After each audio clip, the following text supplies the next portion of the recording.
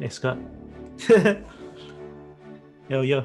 So, So Scott, it was the programmer, from what I understand. So pretty much it seems like the questions are pretty much the same format. So, but we'll just try to like have a flow with it. So And yeah, how was your experience? Just before you pop in, I'll do the pop Oh, yeah. quiz for Scott. oh no. Scott was employed for 2 weeks originally. How many weeks has he worked on Frog Princess? Yeah. So how was your experience? And it's nice to meet you. Hey, thanks, Arthur.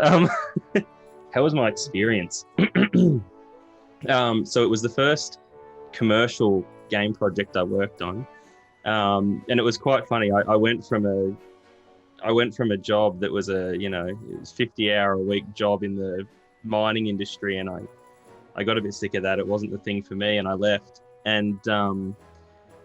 And I sort of was deciding that I was going to get into game development, and this is what I wanted to do with my life. And lo and behold, here's this job listing pops up from this Kathy lady. So I applied for it, and I ended up working with Kathy, and I'm glad I did. I really am. When I came into the game, it was still in grey box, and I remember Kathy showing me the grey box, and I looked at it and I went, oh my God. I hope this isn't the final art. And I remember Kathy saying something along the lines of, I don't know if I need fancy art. This looks quite good. But no, it's been a pleasure to work with, and it's ironic. I mean, we didn't really get to hang out much as a team, but the interactions we did have were great. And there's the thing I will say about the game is that the quality of the art, the quality of the music, the voice recording is all flawless, professional level. I hope the coding is up to standard with the art and the music and the voice acting. I've learnt a lot. I've learnt a lot more than I thought I'd ever learn making a children's fairy tale game. Some of the features just sort of came in and really made us think of how we could achieve so much on what is really, fairly small and limited devices. And Kathy's an amazing employer. So very, very generous employer and very fair, and always worked around the limitations I had with my family and with my other jobs. So yeah, it's been a great experience. It's great to hear.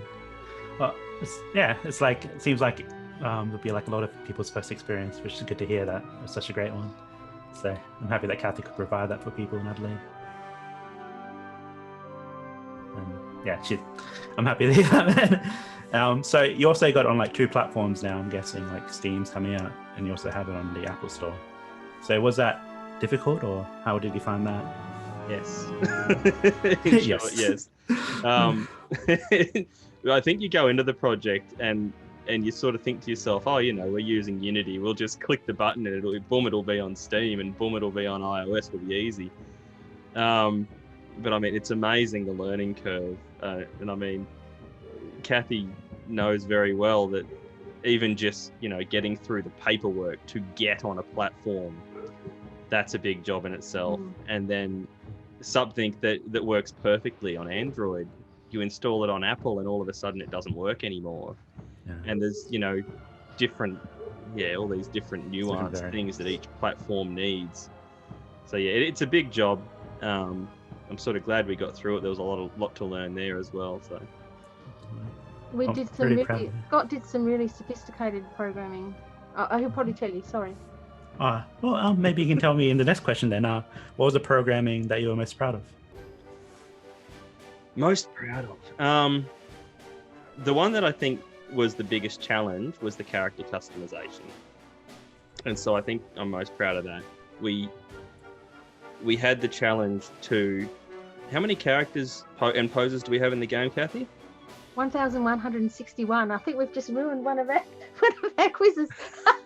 1,161 characters, and we had to. No, that's just the two. That's just the prince and the princess. Oh my god. Okay, so that's just the prince and the prince, and we had to basically figure out a way to make all of those fully customizable, and store them in a game that would fit on a low-end iPad. And so we ended up coming up with the idea to basically load the files into the game in essence as they were drawn. So with all their layers, because when they have all their layers available in the game, we can then do things like quickly change the skin color and quickly change the hair color and turn layers on and off to change the hairs. So that was quite a challenge. We ended up leveraging, there's a package that Unity had, the vector graphics package that's, I believe, still in preview, that had the base functions we needed. Being in preview, we then had to extend it quite a bit to make it do what we wanted it to do. And then to change the colors, we ended up creating a custom shader. And for those who don't know, a shader basically takes the picture and then it tells the screen how to display it, for lack of a better description. So what the shader did was, when it came across yellow or blonde hair, it would go, oh, well, this hair is blonde in the file, but we want it to come out brunette. And so the shader would change it between the picture and the screen. That was one of the challenges, because Windows... Sorry, Kathy? This is you. This is what you made. We're just playing it as you talk. Yeah, this is one of the challenges, because that particular shader, every single device uses a different language, and Unity kind of converts it for you, but some of it gets lost in translation. So the first time we did it, I think it worked fine on PC and Android, but on Apple it just displayed nothing. Yeah. So we had to... It sounds like a real annoying problem. Yeah, we had to adjust that again. And then we had some color issues on low-end devices.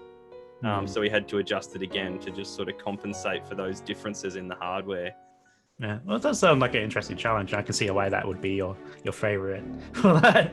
Like, exactly. Like, I remember at the time when Kathy was telling me about how she wanted the different tones to come out and everything like that, and how much of an issue it was, that it was a big hill to climb, from what I've gathered from over the time. Lots of testing, lots of iterating. So, but yeah, it's been really nice hearing, man. Like, I'm really happy to hear. And I'm happy that for your first project, it's really cool, man. I think I'm interested to see how you go with the next one. See what you do. All right, thank you. Thanks very much, Scott. It just worked out very well. We were just very lucky to have someone who...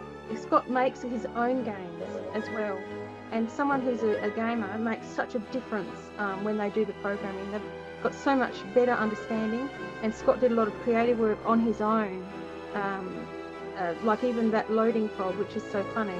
It's just Scott, and you know, you don't expect your programmer to come up and do animation and to do something absolutely perfect that the game needs.